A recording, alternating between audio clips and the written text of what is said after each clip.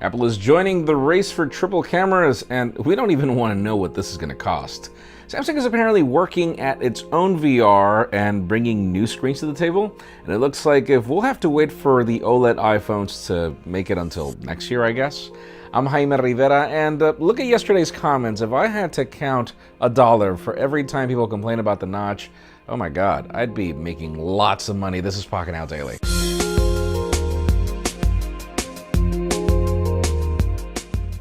The official news today begin with deals. If you're in the market for the LG V30s, thank you. I didn't say thank you. Don't worry. Well, it was $930 on B&H. It was crazy. Now it's $630. That is a huge discount. It's a good phone for content creation, I would say. You can learn more about it in the description. Now, for those of you that have noticed that the ambient always-on display of the OnePlus 6 has disappeared, it has everything to do with a software update that was recently pushed over battery issues, which I'm still trying to figure out, as I actually don't have any issues with my unit so far. But yeah, let us know in the comments if you've had any problems. So far, battery life on the OnePlus 6 for me has been great. Now let's talk about iPhones and OLED screens. Most of the rumors have claimed that those three iPhones that we should expect later this year are all going to be OLED, but according to some trusted sources now, we are getting an LCD iPhone in the middle. When it comes to the price range, apparently the whole concept of going OLED will happen, but until next year. Why? We'll see. Now, even though a lot of people want a Gear VR, I'm one of those people that actually doesn't really use it over the cumbersome experience of putting the phone on and then, everything that goes afterwards. We feel that the biggest issue with VR has been that, just the cumbersome experience to get it to work.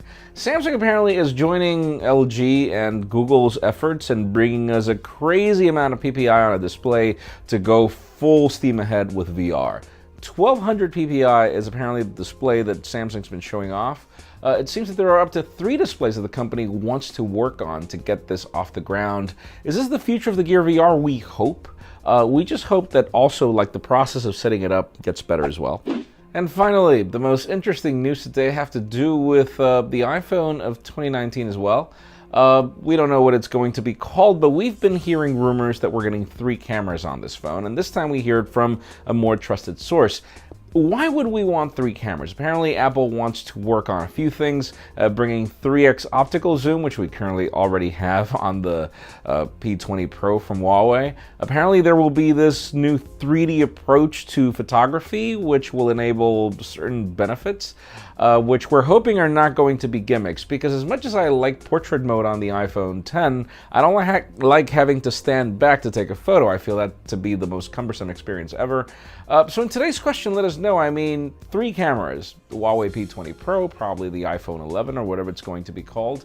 Do you prefer that approach, or do you prefer Google's approach with the Pixel 2, where you just get one camera that's able to do everything? In my case, I prefer Google's approach so far.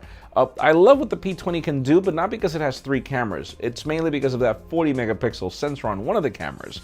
But leave us a comment down below. We'd love to know your opinion.